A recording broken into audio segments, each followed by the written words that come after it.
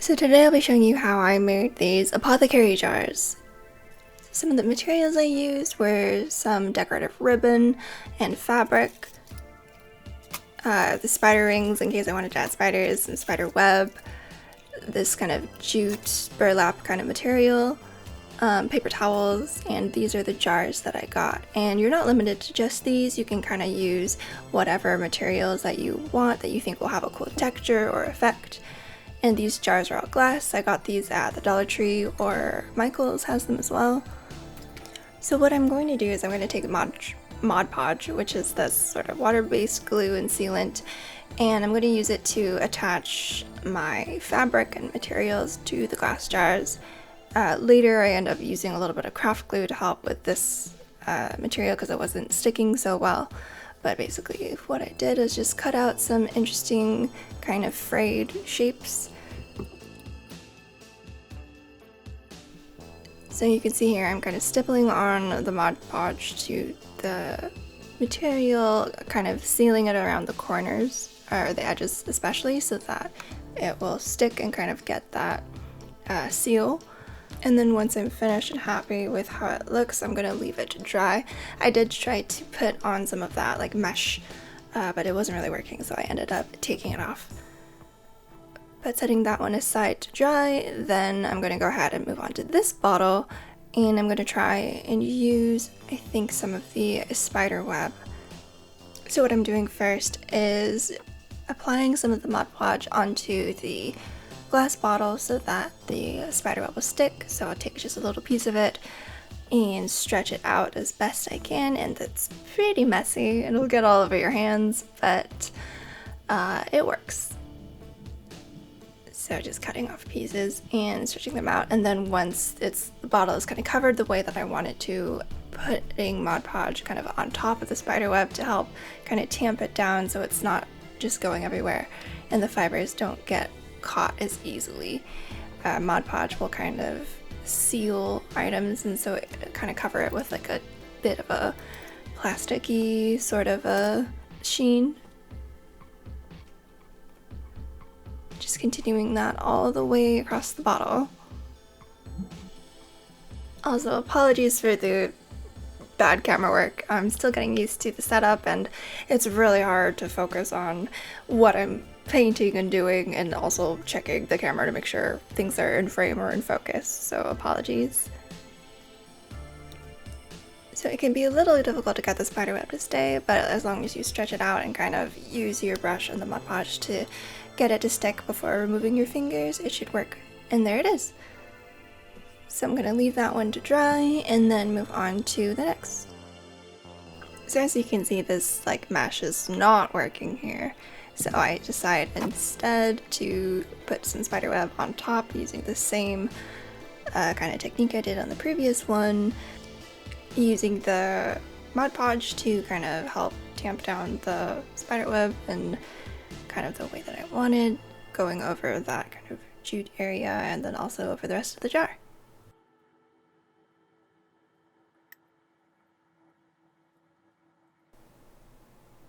And there's how that one kind of looks. So for the next jar I'm going to show you, it's this one with the kind of metal clasp and the rubber seal.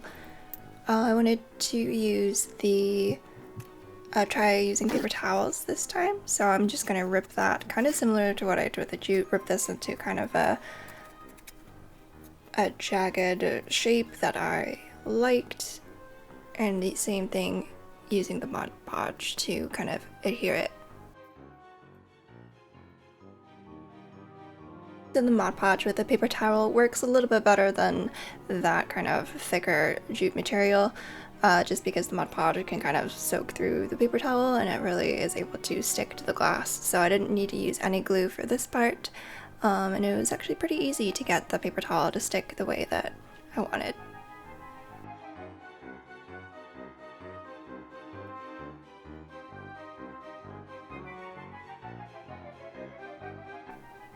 Ignore all the glue on my fingers, that's what happens when the Mod Podge sticks to your fingers and dries. But next I really wanted to use this kind of mesh ribbon that I got. I just think the pattern is really cool and really fitting for Halloween especially. So I just cut it into like small little strips and kind of matched it to the shape that I wanted. This one also is a little hard to Mod Podge, so I do end up using some glue later on to stick the ends particularly, and then I Mod Podge over it to kind of help seal it in.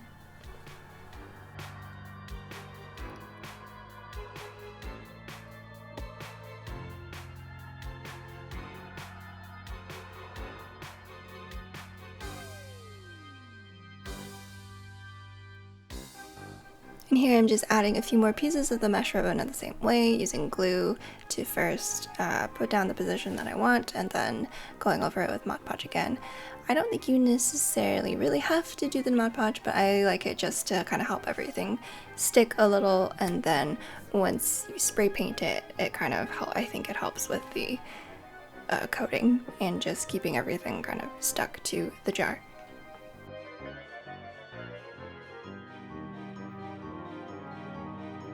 And then for the rest of the jars, it's really just kind of using a combination of the materials you have and figuring out how to layer and place them in a way that looks good to you. So for this one, I'm going to use this jute again, and then also place a little bit of that kind of ribbon mesh that I really liked earlier on top of it. Some on the lid as well, because the lid's fun to decorate too. And then the last sort of technique that I used for these was to take the Mod Podge I had left over and I scraped some chalk into it to thicken it up. You could also do this like with baking soda or even like any painting medium that you have. And I'm just kind of taking my X-Acto knife and just scraping a bunch of chalk into it until it gets thick enough that it doesn't drip down the side of the bottle, kind of just doing it by eye. And then once you think you have enough, go ahead and mix it up really well. Make sure that it's as consistent as it can. The chalk's not totally powder, so it's like there will be a little bit of texture to it, but I kind of like that. So then what I did was I took it on my brush and just sort of plodged it on. I removed the cap, kind of made some drips and to kind of mimic like a potion or something, maybe dripping out of it. They didn't come out as pronounced as I wanted, but it still gives the bottle some really cool texture and a really cool effect, so I do like the way that it turned out.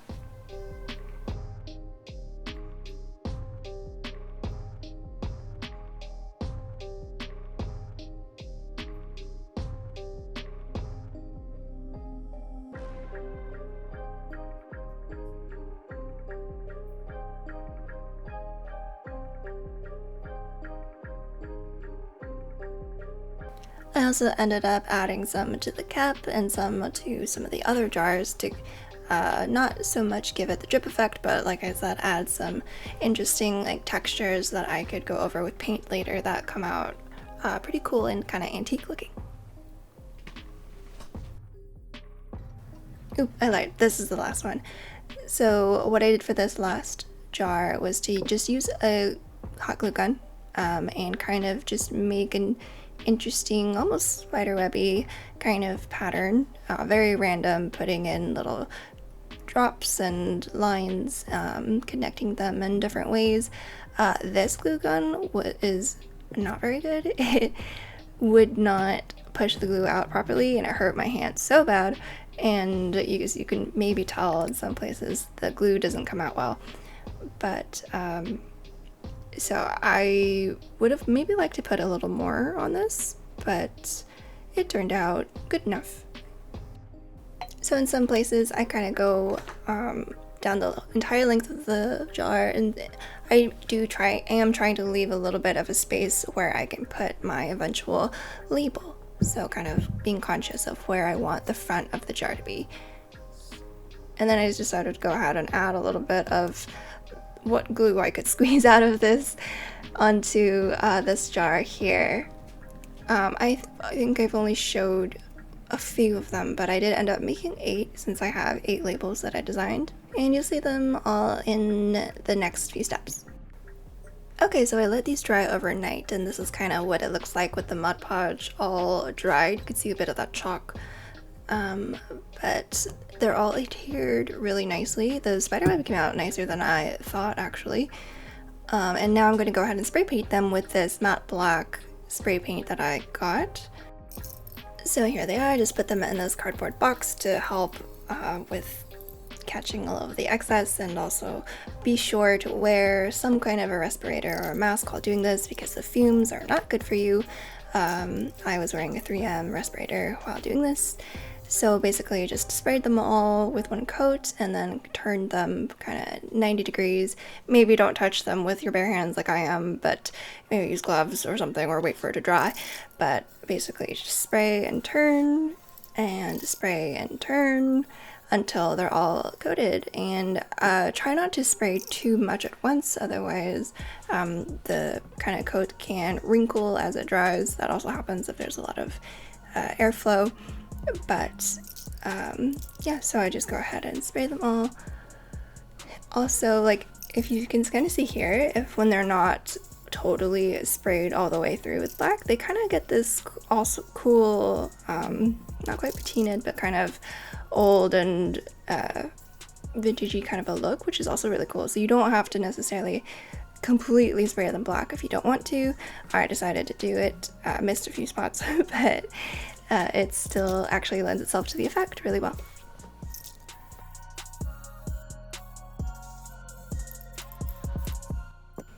Okay, and here they all are dried. I let them dry overnight. I think they probably dried in only like a few hours though. See how I missed a little bit there, but it kind of looks like that old grungy kind of a look, which I kind of really like. So the next step with these is to paint them. And I'm going to be using these folk art metallic paints in silver and gold and a little bit of bronze.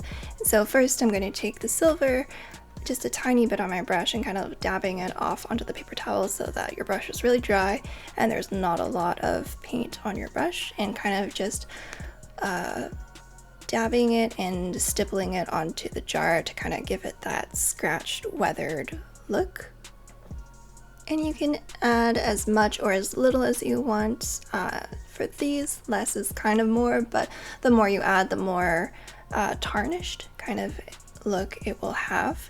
I tried to keep the silver like not too bright in places, so that's why you'll see me sometimes dabbing the paint off or kind of rubbing it with my finger to lessen the concentration.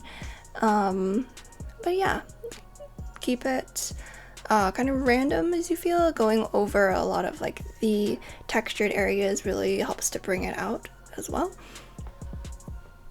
And then also we can't forget the lid.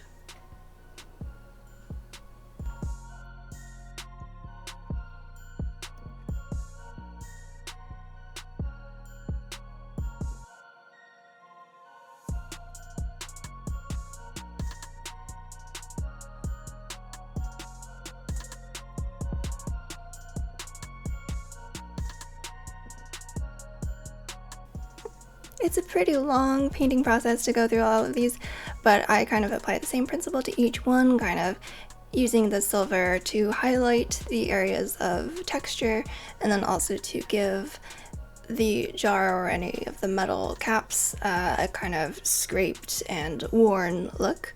Yeah, and I think it turns out really well. So repeating this process for all of the jars.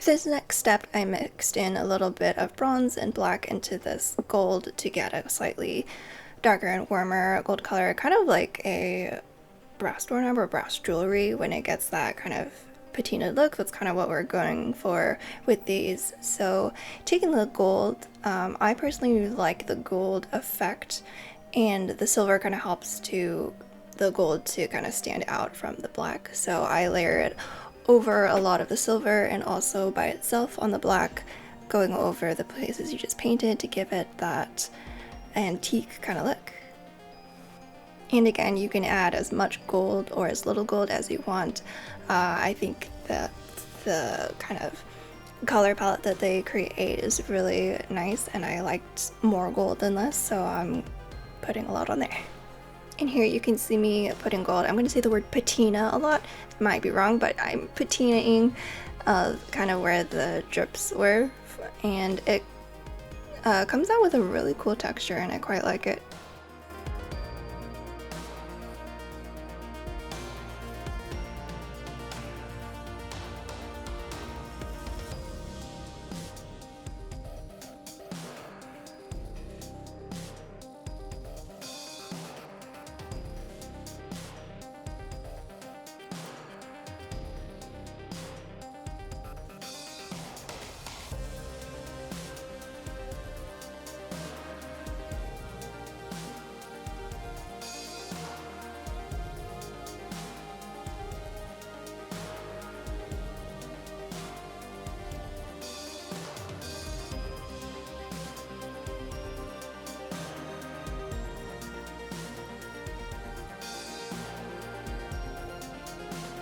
Oh, and here I decided to go back and paint the cap and also the kind of wired clasp as well, and I think it turned out so cool. It really has that kind of like old brass kind of a look, and even like it got like scratched or scuffed, so I really like how this turned out.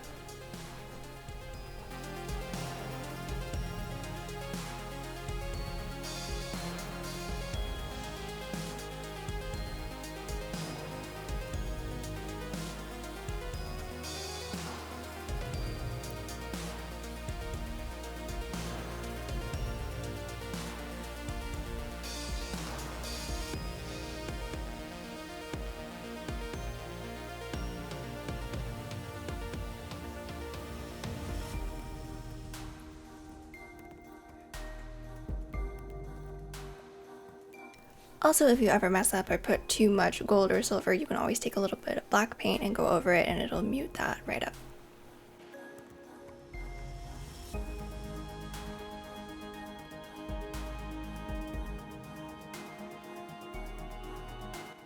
Okay, now that I finished painting them, what I'm going to do now is actually paint the cork a little bit with this burnt umber color. And also a bit of black, because I think the cork is a little too bright in comparison to the darkness of the bottle, so I'm actually just gonna darken the cork a little bit to make it look a little older, a little more weathered, or like it's been used. So just taking that, again, very dry brush and stippling it on, and also just kind of working the color very faintly into it to just darken it the slightest bit.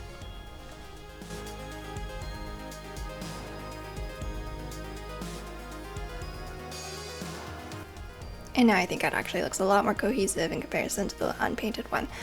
So I'm gonna go ahead and do the same on the other one.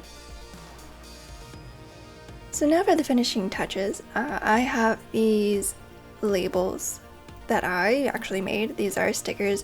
I printed them out on sticker paper. I hand drew them and designed them myself.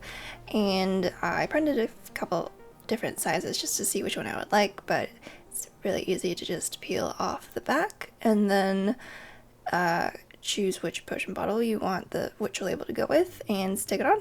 I didn't do this with the previous one, but here I'm crumpling up the label just to give it a bit more of a kind of older weathered look, like the bottle or it has been through some use. So doing that first before I peel off the back and place it onto the bottle.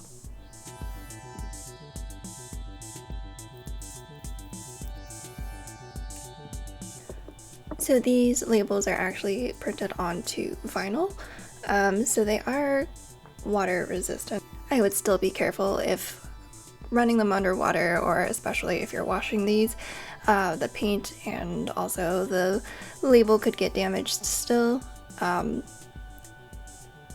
do end up going over these a little bit with some just a very watered down brown paint. You can use watercolor or just acrylic with a very wet brush. I don't film that, but I do kind of go around the edges to give it a bit of an older look, and the sticker holds up fine to the paint on the water. So, and then another thing that I did was I put a layer of Mod Podge over the sticker as well, just to help make it a little bit more waterproof and to help it adhere to the bottle. And then for this round bottle here, because it is a rounded shape, it's not as flat on the side as the others, you are going to get a little bit of like puckering and folds when you put it on, but I think it works out since it's kind of adding to the weathered sort of a look.